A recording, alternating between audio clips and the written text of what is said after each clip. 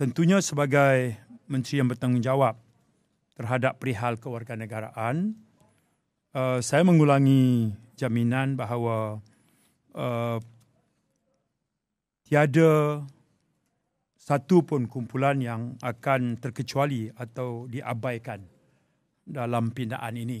Ya, kalau dibimbangi akan ada segmen dalam masyarakat yang terkesan terhadap pindaan ini yang kemudiannya membawa kepada mereka mempunyai masalah tentang status kewarganegaraan. Saya memberi jaminan bahawa keadaan itu tidak akan berlaku. Okey. Dan menjurus pada isu taraf kewarganegaraan anak-anak kepada ibu bapa berstatus pemustautin tetap yang dibangkitkan dalam sehari dua ini. Seketika saya jelaskan bahawa secara bahasa mudahnya ada dua kategori pemustautin tetap di Malaysia. Satu, mereka yang diberikan MyPR dan mereka mempunyai permit masuk dan memiliki dokumen perjalanan negara asing.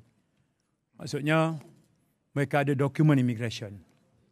Mereka ni kategori pertama, mereka adalah pemustautin tetap di Malaysia. Pada masa yang sama, mereka mempunyai dokumen perjalanan negara asing. Dia ada pasport negara asing. Okay. Dia ada sijil lahir negara asing. Tapi dia tinggal di sini, dia bertaraf pemustautin tetap. Dia dan pasangannya. Kategori yang kedua adalah pemegang status pemustautin tetap atau MyPR tapi tiada mempunyai permit masuk atau dokumen perjalanan negara resah. Mereka dianggap tidak mempunyai dokumen immigration. Okay. Mereka ada sijil lahir. Tapi pada kolom warga negara dan sebagainya dianggap sebagai mereka ni PR tapi tak mempunyai permit masuk, dokumen immigration. Jadi kategori kedua ni merujuk kepada asalnya mereka tu anak angkat. Okay. Kemudian melalui proses mahkamah, mereka mendapat status anak angkat melalui proses pengangkatan. Okay. Tapi terhenti di situ. Dia tak mohon untuk jadi warga negara. Kalau dia mohon, kita proses mengikut 15A. Kalau dia tak mohon, dia jadi PR lah. Jadi ada dua kategori. Ataupun PR local born ni juga adalah mereka yang berada di sini, lahir di Malaysia ni sebelum merdeka, sebelum 57. Mereka lahir di sini. Tapi mereka tak pernah mempunyai dokumen apa-apa. Dan yang satu lagi adalah mereka berada di Malaysia sebelum pembentukan persekutuan, sebelum 1963. Isunya adalah mereka tidak mempunyai dokumen, dia panggil tiada permit masuk atau dokumen perjalanan. Itu isu harus dibezakan. Baik. Jadi, prinsip yang utama adalah semua anak pemegang status pemustautin tetap kategori pertama, iaitu warga asing sepenuhnya. Okey. Adakah anak mereka bila lahir di sini, apakah mereka stateless? Jawapannya tidak. Dari segi undang-undang, mereka ikut warga negara bapa atau warga negara mak. Dia lahir di sini, tapi bapa dia Amerika, PR Malaysia. Mak dia Singapura, PR Malaysia. Mereka adalah warga negara Amerika dan Singapura. Anak lahir di Kuala Lumpur. Okey. Jadi kalau mengikut perlembagaan yang asal, anak mereka itu automatik warga negara. Anak mereka itu automatik warga negara. Sedangkan bapaknya Amerika, maknya Singapura. Jadi kalau dia automatik warga negara, dia ada dua warga negara. Sedangkan perlembagaan kita tidak mengiktiraf dua warga negara.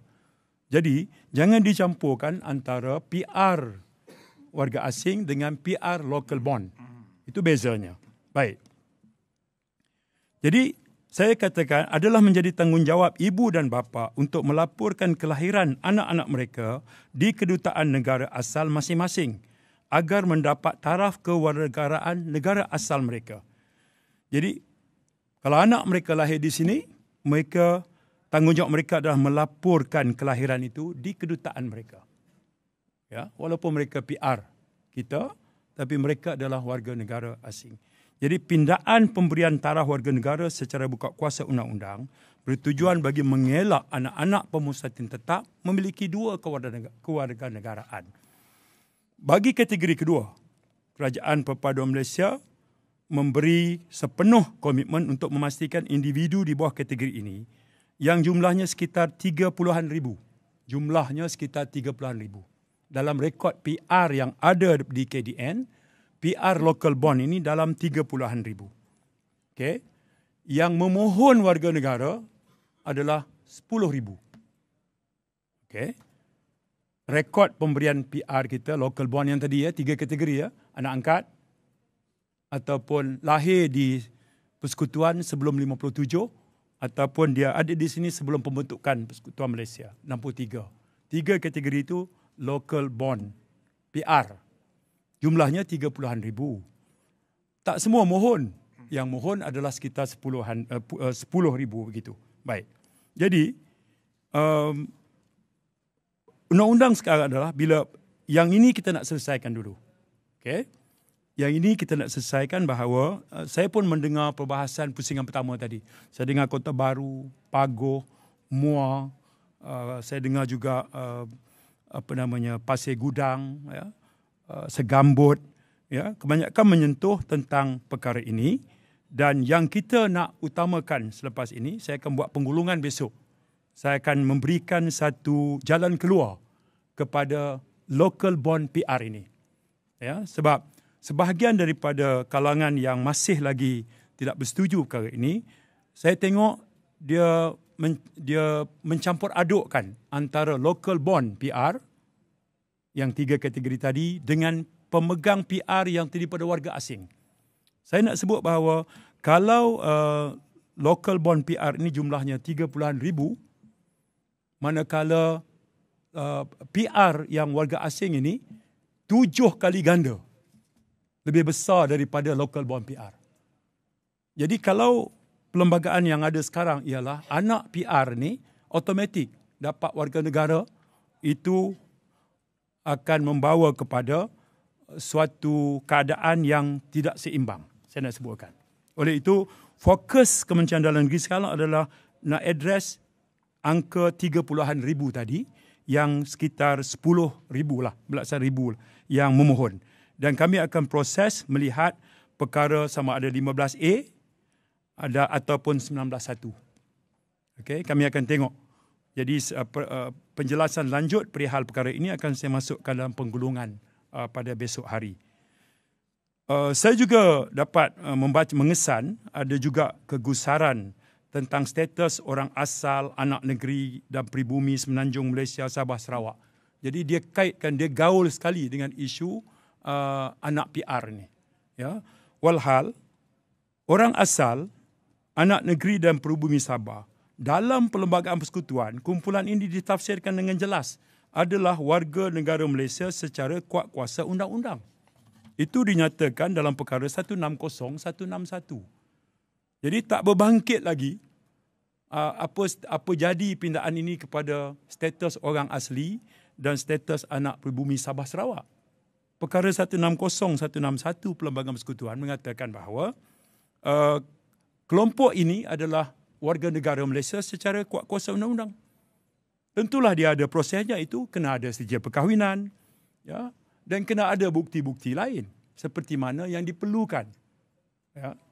Itu adalah perkara yang dokumen-dokumen yang perlu diadakan sesuai dengan akta ibu yang menyusul peruntukan di dalam perlembagaan. Okay? Maksudnya kuat kuasa undang-undang sekalipun, katalah perkara 14, kuat kuasa undang-undang, mak orang Malaysia, bapa orang Malaysia, anak kuat kuasa undang-undang warga negara.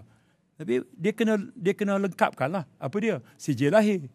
Mak, sijil lahir mak atau IC mak, IC bapa. Dan sebelum buat sijil lahir, dia ada dokumen-dokumen lagi. Itu prosesnya lah. Jadi yang paling penting apa dia? Mak rakyat Malaysia, bapa rakyat Malaysia, anak automatik warga negara Malaysia. Orang asli, orang asal Sabah Sarawak, perkara 160, 161, mereka ini adalah warga negara Malaysia secara kuat kuasa undang-undang. Itu jelas. Tapi saya tengok, saya dua ni ada kenyataan yang memilih untuk mempercayai sebaliknya. Yang itu saya agak pelik. Sedangkan dalam perlembagaan itu sangat jelas. Dan ini tak ada kaitan dengan PR yang kita lakukan pindaan.